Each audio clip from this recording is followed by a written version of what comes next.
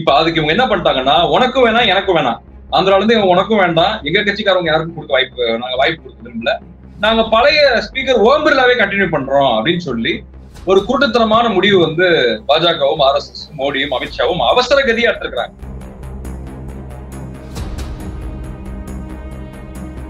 தொண்ணூத்தி 9% வந்து deputy speaker India கூட்டணி ஆதரவுல தான் வரப்போறாங்க. இந்த பாட்டு கிடையாது.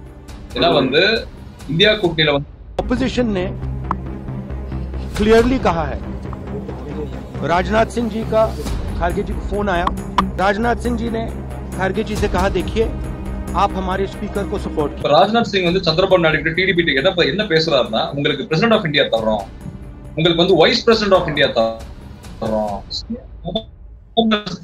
வேற முக்கியமான சில பொறுப்புகள் அதிகாரம் மிக்க வந்து விஷயங்கள் நாங்க தர்றோம் அப்படின்னு சொல்லி அந்த மாதிரி கன்வின்ஸ் பண்றாங்க. இப்ப மத்த பஞ்சாயத்துல என்ன பண்றாங்கன்னா, ராஜ்நாத் சிங் விட்டு கட்சி பிரச்சனையா இருக்கலாம், இந்த மாதிரி இந்த பஞ்சாயத்துகளா இருக்கலாம், எல்லாத்தையுமே ராஜ்நாத் சிங் தலையில கட்டி விட்டு அமித்ஷா மோடி விலகி இருக்கிறாங்க. ஏன்னா இன்னும் வந்து பாத்தீங்கன்னா அமித்ஷாவுக்கும் மோடிக்கும் அவருடைய ஆணவ போக்கு, இந்த அகந்தை, தான் என்ற அந்த கர்வம் வந்து இன்னும் ஒழியல. இன்னும் வந்து பாத்தீங்கன்னா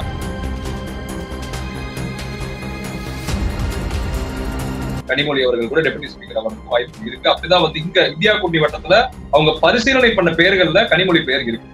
அவங்க சில பேரை லிஸ்ட் பண்ணி வச்சிருக்காங்க, ஒரு 5 பேர், சுப்ரியா செனட்டே, அதுக்கப்புறம் மஹுவா மைத்ரா, அப்புறம் கனிமொழி, இந்த மாதிரி அவங்க ஒரு 5 பேர் லிஸ்ட் பண்ணி வச்சிருக்காங்க. ஆனா கனிமொழி வந்து ஆச்சரியப்படுறதுக்கு துணை சபாநாயகர் வரதுக்கு அதிக வாய்ப்பு.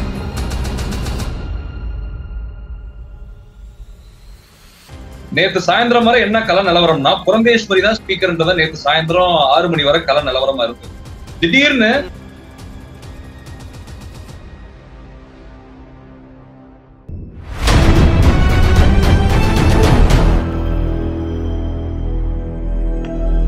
அறக்கழகம் பார்வையாளருக்கு வணக்கம். இன்னைக்கு நம்ம சந்திக்கிற அரசியல் விமர்சகர் டெல்லி உச்சநீதிமன்றத்தின் வழக்கறிஞர் திரு காஸ்ட்ரோ அவர்கள். வணக்கம் சார். வணக்கம் தோழர். வணக்கம் வணக்கம் வணக்கம். ஓகே, டெல்லியில இருக்கீங்க. இன்னைக்கு வந்து டெல்லி பாராளுமன்றமே மறுபடியும் நேற்று முடங்கியது கூட இன்றும் அமளிமையாக கேள்விப்பட்டிருக்கிறோம். கிட்டத்தட்ட அங்க என்ன நடக்கிறது, சபாநாயகர் தலைவர் யாருன்னு தேர்வு செய்து விட்டார்களா, அதுல உள்ள இழுபறிகள் என்ன, அங்க உள்ள கள நிலவரம் என்ன, எப்படி பாக்குறீங்க? நாடாளுமன்றம் வந்து முழு அமளியில தான் நேற்று முடிஞ்சிருக்கு. இந்த மக்களவை சபாநாயகர் அந்த தேர்வுல வந்து மிகப்பெரிய குளறுபடி வந்து ஏற்பட்டிருக்கு. எப்படின்னா, தெலுங்கு தேசம் கட்சிக்கும் நிதிஷ்குமாரோட JDUக்கும் பாஜகவுக்கும் ஒரு மிகப்பெரிய பிரச்சனை, ஒரு மிகப்பெரிய ஒரு சண்டை நடந்திருக்கு இந்த தேர்வுல. ஏன்னா வந்து JDUக்கு வந்து கம்மியான எம்பிஸ் இருக்கனால அவங்க வந்து JDU நிதிஷ்குமாரும் ரொம்ப வந்து கேஷுவலா வந்து அமித்ஷாவும் மோடியும் ஹேண்டில் பண்ணிருக்காங்க, ரொம்ப உதாசனப்படுத்தி இருக்காங்க, உங்களுக்கு கொடுக்க முடியாதுன்னு சொல்லி. அதனால நிதிஷ்குமார் கடுமையான அதிருப்தியில இருக்காரு. இதான் நமக்கு வர செய்திகள். அதுக்கு அடுத்தது வந்து பாத்தீங்கன்னா டிடிபி வந்து ரொம்ப விடாப்பிடியா இருக்கிறாரு. சந்திரபாபு நாயுடு எப்படியாவது தெலுங்கு தேசம் இருந்து நம்ம ஆந்திராவில இருந்து ஒரு ஸ்பீக்கர் நம்ம கொண்டு வரணும் அப்படின்னு சொல்லி ரொம்ப விருப்பத்துல இருக்கிறாரு. அதற்கு அவர் வந்து மிகவும் பகீரத பிரயத்தனமா வந்து ஒரு முயற்சிகள் பல பண்ணி பார்த்தாரு. ஆனா வந்து பாஜகவும் மோடியும் RSSம் அமித்ஷாவும் என்ன சொன்னாங்கன்னா, என்ன நிலைப்பாட்டில் இருக்காங்கன்னா, ஸ்பீக்கர் போஸ்ட்ன்றது நாடாளுமன்றத்தில் இருக்கக்கூடிய எல்லா முடிவுகள், முக்கியமான ஒரு டெசிஷன்ஸ் எல்லாமே ஸ்பீக்கர் கையில தான் இருக்குது. இப்ப நாளை பின்ன வந்து பாஜக, RSS, BJP, அமித்ஷா வந்து TDP, JDU உடைச்சு அங்க இருந்து MPஸ கொண்டு வந்தா கூட ஸ்பீக்கர் தான் முடிவெடுக்க போறாரு. அது வந்து சப்ஜெக்டோ என்ன சொல்றதுன்னா வந்து கட்சித்தாவல் சட்டத்துல வந்து அது வந்து அவர்கள் வந்து நடவடிக்கை எடுக்கப்பட மாட்டது கூட ஸ்பீக்கர் தான் முடிவு பண்ண போறாங்க. அந்த ஆன்டி டிஃபெக்ஷன் லான்னு சொல்லுவாங்க சட்டத்துல, நம்ம 10வது ஷெட்யூல்ல இருக்கு கான்ஸ்டிடியூஷன்ல. அப்ப அந்த நிலைப்பாடு கூட பாத்தீங்கன்னா ஸ்பீக்கர் தான் எடுக்கணும். அப்ப ஸ்பீக்கருக்கு ஒரு ஆட்சி அதிகாரத்துக்கும் கான்பிடன்ஸ் மோஷன், நம்ம ஃப்ளோர் டெஸ்ட் இன்னும் மோடி முடிக்கல, மோடி பதவி ஏற்று இன்னும் ஃப்ளோர் டெஸ்ட் கூட பண்ணல, இன்னும் கூட ப்ரூவ் பண்ணல தனக்கு இத்தனை MP சப்போர்ட் பண்றாங்க அப்படின்னு சொல்லி ப்ரூவ் பண்ணல. 202, 282. அப்ப என்னன்னா மோடி என்ன சொல்றாருன்னா, நாங்க ஆந்திரால இருந்தே வேற ஒருத்தருக்கு வாய்ப்பு கொடுக்குறோம், அதே ஆந்திர மண்ணை சேர்ந்த வேற ஒரு பெண்ணை எங்க பாஜக இருக்கிறாங்க, புரந்தேஸ்வரிக்கு நாங்க வாய்ப்பு கொடுக்குறோம்னு சொல்லி பல பேச்சுக்கள் பேசி பார்த்திருக்காங்க. ஆனா சந்திரபாபு நாயுடு ஒத்துக்கவே இல்லை. ஏன்னா வந்து ஆந்திர பிரதேசத்தை சேர்ந்த வேற எந்த பெண்ணுக்கு நீங்க வாய்ப்பு கொடுத்தாலும், இப்ப முன்னாடி சுமித்ரா மகாஜன் இருந்தாங்க, மீரா குமார் இருந்தாங்க, பெண் சபாநாயகரா இருந்தாங்க, அப்ப பெண்ணுக்கு ஒரு வாய்ப்பு கொடுக்கலாம் அப்படின்னு சொல்லி மோடி வந்து 3வது டேர்ம்ல பெண்ணுக்கு வாய்ப்பு கொடுக்கலான்றப்ப புரந்தேஸ்வரி பாஜகவை சேர்ந்தவங்களுக்கு தான் நாங்க வாய்ப்பு கொடுப்போம் ஆந்திராலன்னு சொல்றப்ப சந்திரபாபு நாயுடு ஏத்துக்கவே இல்லை. நீங்க எங்க கட்சி TDPயை சேர்ந்தவருக்கு நீங்க வாய்ப்பு கொடுக்கணும் அப்படின்னு சொல்லி நிலைப்பாடு எடுத்துக்கிறாரு. இப்ப அதுக்கு இவங்க என்ன பண்ணிட்டாங்கன்னா, உனக்கும் வேணாம் எனக்கும் வேணாம், ஆந்திரால இருந்து உனக்கும் வேண்டாம், எங்க கட்சிக்காரவங்க யாருக்கும் கொடுக்க வாய்ப்பு கொடுக்க விரும்பல, நாங்க பழைய ஸ்பீக்கர் ஓம் பிர்லாவே கண்டினியூ பண்றோம் அப்படின்னு சொல்லி ஒரு கூட்டத்தனமான முடிவு வந்து பாஜகவும் RSSம் மோடியும் அமித்ஷாவும் அவசர கதியா எடுத்திருக்கிறாங்க. நேத்து சாயந்தரம் வரை என்ன கல நிலவரம்னா, புரந்தேஸ்வரி தான் ஸ்பீக்கர்ன்றத நேத்து சாயந்தரம் 6 மணி வரை கல நிலவரமா இருந்தது.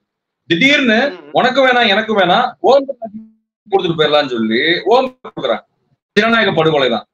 என்னன்னா வந்து என்ன சொல்றதுன்னா வந்து ஒரு ப்ராப்பரான ஒரு கன்சல்டேஷன் பண்ணல என்டிஏ கூட்டணிக்குள்ள கொலையாடி சண்டை போயிட்டு இருக்குது. ஏக்நாத் ஷிண்டே ஒரு பக்கம் பாத்தீங்கன்னா நீட்டை வந்து ரத்து பண்ணிருக்காரு. கூட்டணியில அவ்வளவு சலசலப்புகள், அவ்வளவு பிரச்சனைகள் உருவாக்குறாங்க. யூஜிசி நெட் மேட்டர்ல எல்லாருக்கும் கருத்து முரண்பாடுகள் இருக்கு.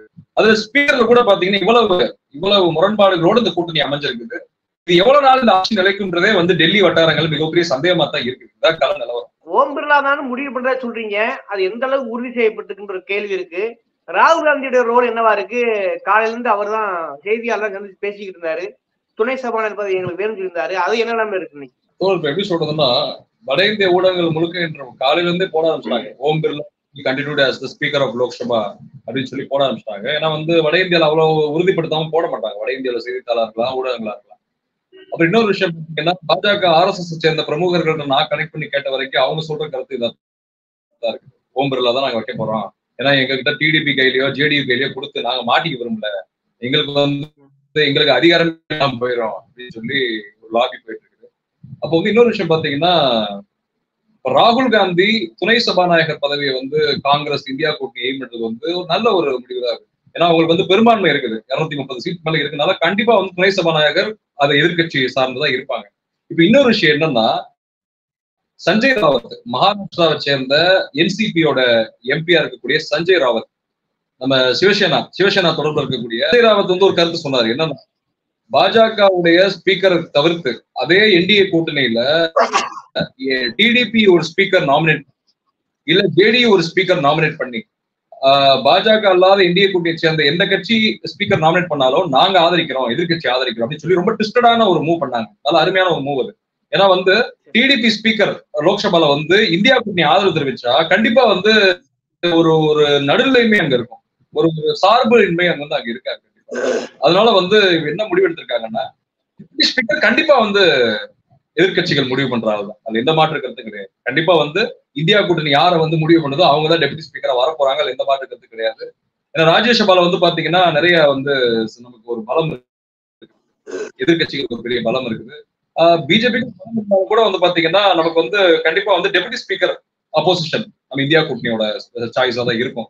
நான் என்ன நினைக்கிறேன்னா, எனக்கு வர செய்திகள் கனிமொழி கூட டெபுட்டி ஸ்பீக்கர் ஆகிறதுக்கு வாய்ப்புகள் இருக்கு, கனிமொழி அவர்கள் கூட டெபுட்டி ஸ்பீக்கர் ஆகிறதுக்கு வாய்ப்புகள் இருக்கு. அப்படிதான் வந்து இங்க இந்தியா கூட்டணி வட்டத்துல அவங்க பரிசீலனை பண்ண பெயர்கள்ல கனிமொழி பெயர் இருக்கு. அவங்க சில பேரை லிஸ்ட் பண்ணி வச்சிருக்காங்க, ஒரு 5 பேர், சுப்ரியா செனட்டே, அதுக்கப்புறம் மஹுவா மைத்ரா, அப்புறம் கனிமொழி, இந்த மாதிரி அவங்க ஒரு 5 பேர் லிஸ்ட் பண்ணி வச்சிருக்காங்க. ஆனா கனிமொழி வந்து ஆச்சரியப்படுறதுக்கு துணை சபாநாயகர் வரதுக்கு அதிக வாய்ப்பு. ஓகே, இப்ப ராஜ்நாத் சிங் வந்து பேச்சுவார்த்தையை நடத்தி கொண்டிருப்பதாக தகவல் வெளியாகி கொண்டிருக்கிறேன், அது நிலைமையில் என்னவா தெரியுமா? என்ன ஆயிடுச்சுன்னா, மோடி அமித்ஷாவுடைய செயல்பாடுகள் வந்து நிதிஷ்குமாருக்கு சுத்தமா பிடிக்கல. அவங்களோட பேச்சு, அவங்களை அப்பாயின்மெண்ட் கொடுக்கறது இல்ல, சந்திப்பதை தவிர்ப்பது, அடுத்து வந்து உதாசனப்படுத்துறாங்க. JDU கம்மியான சொற்பமான MP தானே. இப்ப மோடி அமித்ஷா அப்புறம் ஒட்டுமொத்த பாஜகவும் யாருக்கு பயப்படுதுன்னா சந்திரபாபு நாயுடுக்கு மட்டும்தான் பயப்படுது. மோடி அமித்ஷா யாரை சந்திச்சு பேசுறாங்கன்னா டிடிபி கட்சியை சேர்ந்தவங்க சந்திரபாபு நாயுடு மட்டும் தான் சந்திச்சு பேசுறாங்க, அவங்களோட பேச்சுக்கு மட்டும் தான் மரியாதை கொடுக்குறாங்க. இப்ப மத்த பஞ்சாயத்துல என்ன பண்றாங்கன்னா, ராஜ்நாத் சிங் விட்டுறாரு, உட்கட்சி பிரச்சனையா இருக்கலாம், இந்த மாதிரி இந்த பஞ்சாயத்துகளா இருக்கலாம், எல்லாத்தையுமே ராஜ்நாத் சிங் தலையில கட்டி விட்டு அமித்ஷா மோடி விலகி இருக்கிறாங்க. ஏன்னா இன்னும் வந்து பாத்தீங்கன்னா அமித்ஷாவுக்கும் மோடிக்கும் அவருடைய ஆணவ போக்கு, அந்த அகந்தை, தான் என்ற அந்த கர்வம் வந்து இன்னும் ஒழியல. இன்னும் வந்து பாத்தீங்கன்னா அவங்க எப்படா பழைய ஆட்டம் போடலாம் அப்படின்னு சொல்லி ரொம்ப எதிர்பார்ப்போட இருக்கிறாங்க. ஆனா செக் வச்சிட்டு இருக்காரு டிடிபியும் சந்திரபாபு. இப்ப சந்திரபாபு நாயுடு தான் கிட்டத்தட்ட இந்த ஆட்சியை நடத்திட்டு இருக்காரு. மோடி இந்த ஆட்சி நடத்தல, தயவு செய்து புரிஞ்சுக்கோங்க. சந்திரபாபு நாயுடு தான் இந்த ஆட்சி நடத்திட்டு இருக்காரு. அவர் தான் ரிமோட் கண்ட்ரோல். அவரை மீறி மோடியால எதுவுமே பண்ண முடியாது. ஆகையால் இந்து ராஷ்டிரா பேச முடியாது, அரசியல் சட்டத்தை மாற்றி அமைப்புன்னு பேச முடியாது, எதை பத்தியுமே பேச முடியாது. இது நம்ம CAA பத்தி பேச முடியாது. இல்ல அப்படின்னா சந்திரபாபு நாயுடும் என்ன வகையான பேச்சுவார்த்தை நடத்தப்படுகிறது? அவர்கள் ஏதாவது அவர்களுக்கு வேறு பதவி கொடுப்பதற்கு எது உறுதியளிக்கப்பட்டிருக்கான ஒரு கேள்வி இருக்குல்ல, அவர் எப்படி சமாதானம் ஆனார் ஓம் பிர்லா வந்து சபாநாயகர் ஆக்குவதற்கு? ராஜ்நாத் சிங் வந்து சந்திரபாபு நாயுடு டிடிபி என்ன பேசுறாருன்னா, உங்களுக்கு பிரசிடென்ட் ஆஃப் இந்தியா தர்றோம், உங்களுக்கு வந்து வைஸ் பிரசிடென்ட் ஆஃப் இந்தியா தர்றோம், வேற முக்கியமான சில பொறுப்புகள், அதிகாரம் மிக்க வந்து விஷயங்கள் நாங்க தர்றோம் அப்படின்னு சொல்லி அந்த மாதிரி கன்வின்ஸ் பண்றாங்க. அது தர்றது தராம போறது அப்புறம் தான்.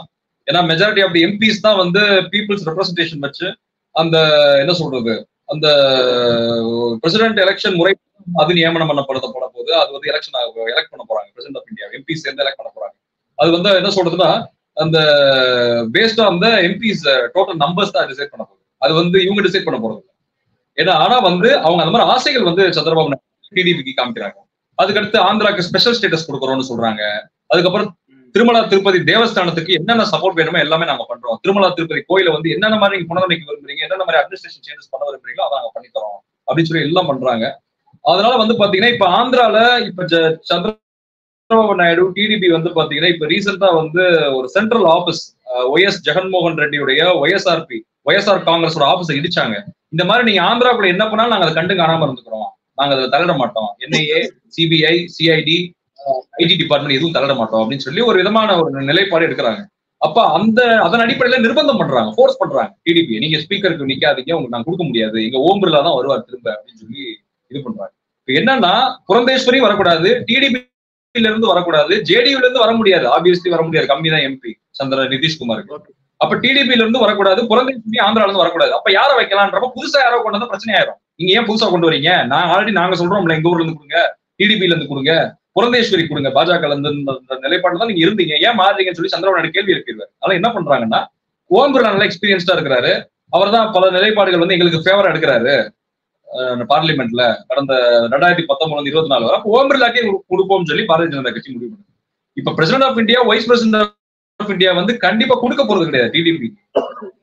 இந்த கூட்டணி எப்படி போயிட்டு ஒரு விதமான புரிதல் இல்லாம முரண்பாடோட தான் போயிட்டு இது ரொம்ப நாளைக்கு நீடிக்காது.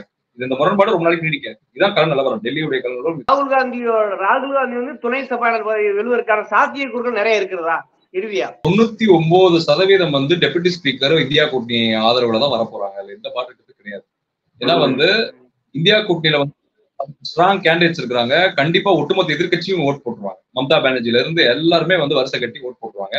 அதனால அதிக வாய்ப்பு இருக்கு. டெபுட்டி ஸ்பீக்கர் கண்டிப்பா இவங்க வர்றதுக்கு அதிக வாய்ப்பு. இப்ப களச்சூழல் இப்ப பேச்சுவார்த்தை நடக்குது. ராஜ்நாத் சிங் வந்து பேச்சுவார்த்தை நடத்தி கொண்டிருப்பது தெரிய வருகிறது. சபாநாயகர் கிட்டத்தட்ட ஓம் பிர்லாங்கிறது உறுதியாகிவிட்டது சொல்ல வந்துட்டீங்க. ஓகே, அப்படியே மக்கள் மாறி விட்டுகிறேன். விவாத சூழல் அறக்களத்துக்கு நேரம் ஒதுக்கி ரொம்ப நன்றி. நன்றி.